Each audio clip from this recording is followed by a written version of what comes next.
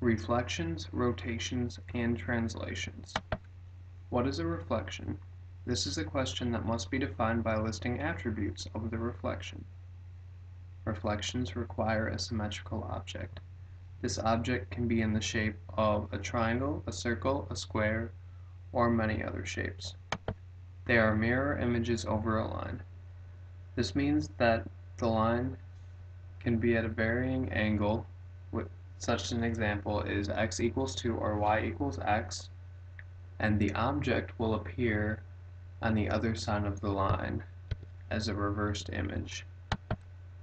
They may pass through any coordinate on the graph. The line may be a reflection over y equals x plus 3, and in this example is provided a line that does not go through the origin of the graph. However, the distance from the reflection line will be equal for both objects. What is a rotation?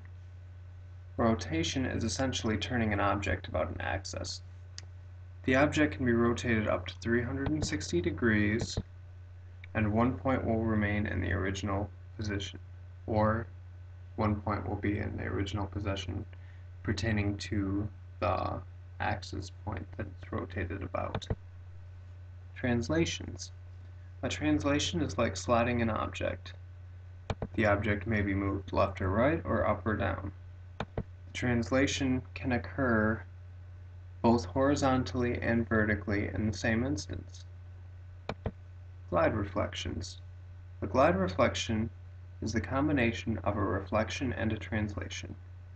The initial object is either reflected or translated, and then the operation not used prior is applied. The object will have the same size as it did prior to either adjustment. What is an isometry?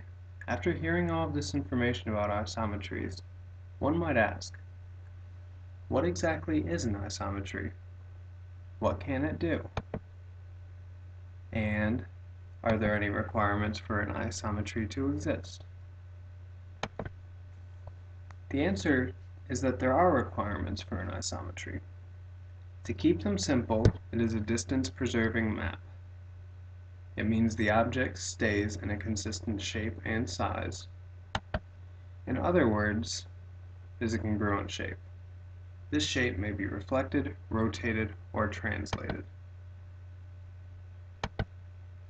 Congruency means that the shapes have equal size and retain their shape when one of these isometry occur.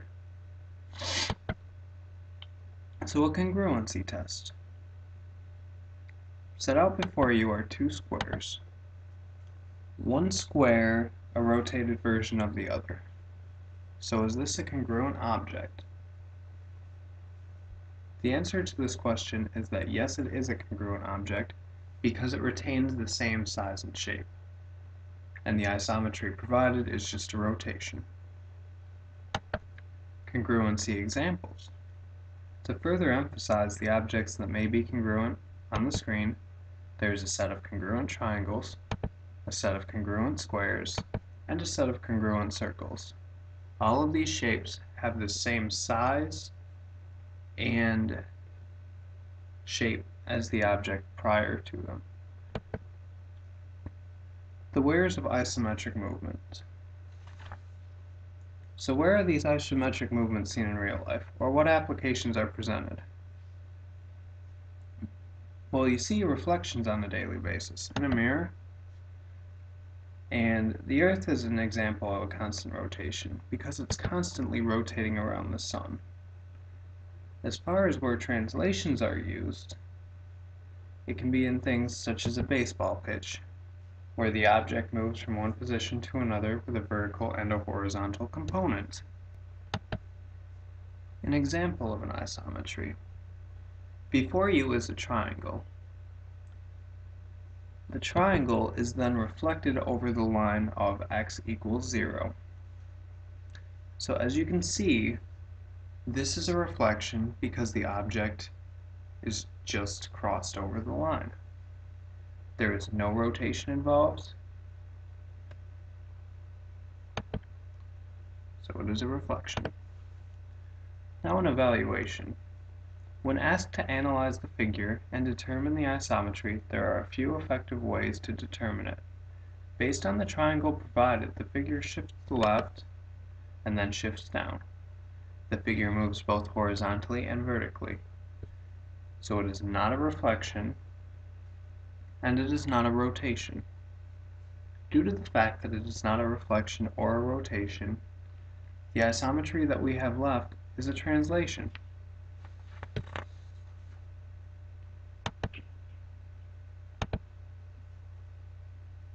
Another example of an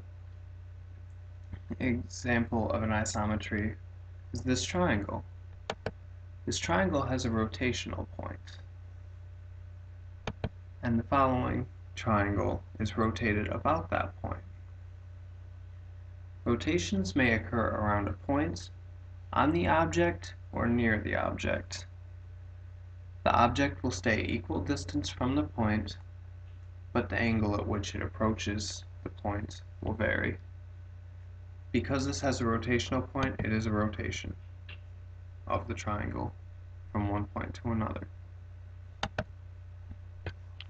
So a critical thinking question might be, is a reflection also a glide reflection?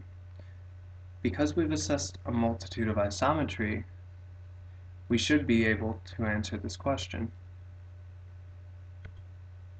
If we analyze this question, it could be viewed as a reflection with no translation. Because the object is reflected over a line, but then it is not shifted horizontally or vertically. The shape remains congruent. When you're doing an isometry of a reflection or a glide reflection, neither shape has a change in size. However, the orientation will be exactly opposite of the other one. And the object is distance preserving, meaning that there is no increase in shape.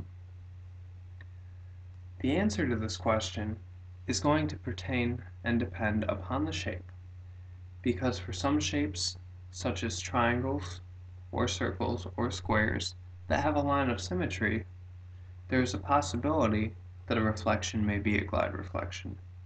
However, for some shapes, such as a five-sided hexagon, if they are rotated at a certain point, where you have an edge toward the center of the line, there is a chance that they might just be opposites of each other and thus not a glide reflection. Circumstance is key because of examples such as a hexagon. A multi-step evaluation. Given to you is a picture of a combination between two isometries. It is now your task to identify which two have been used and why. As you might see, the object is initially reflected over the line x equals 0 and then rotated in its new position by an unknown angle. Because we can see that it was reflected over the line, that means a reflection is one of the isometry. And because it is directly rotated, that means that the two isometries should be a rotation and a reflection.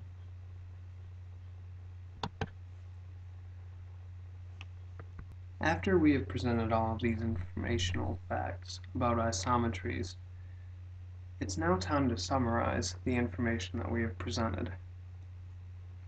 There are four main types of isometry that we will deal with: glide reflections, reflections, rotations, and translations.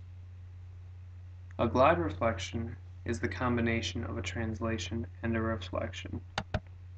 A reflection will preserve the shape across the line and flip the object over.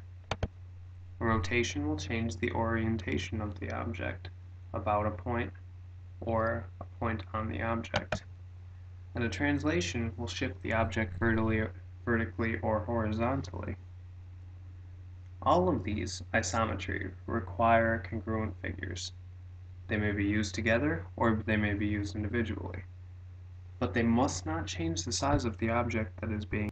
If they don't change the shape of an object, then they are in isometry. All isometric figures must be. Thank you for your time, and I hope you enjoyed this presentation.